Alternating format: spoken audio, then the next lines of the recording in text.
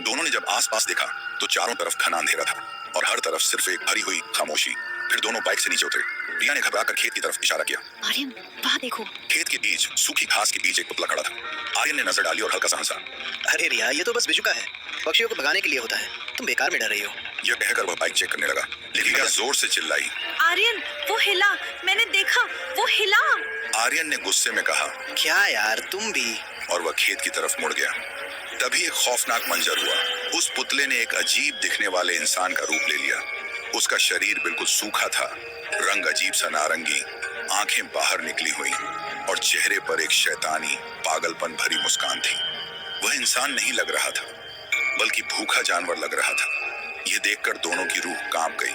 रिया चीख उठी, भागो आर्यन, भागो। दोनों गांव के अंदर की तरफ चीखते हुए जान बचाने के लिए भागने लगे। बचाओ, बचाओ। गांव इतना वीरान था कि उनकी चीखें खुद से ही टकराकर खामोशी में डूब जा रही थी।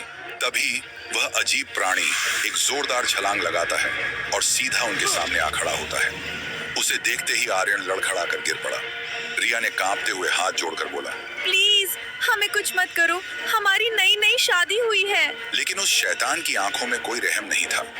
एक ही झपट में उसने रिया का गला अलग कर दिया और अगले ही पल उस शैतान ने आर्यन को दबोच लिया। जब तक उसकी सांस पूरी तरह थम नहीं गई, वह उसे कुचलता रहा। फिर खेत की सूखी घास को दोनों के खून से लाल रंग में रंगा दिया और फिर एक खौफनाक हंसी हंसा, जिसकी आवाज गांव की खामोशी के बीच गूंज उठी। फिर सुबह हुई।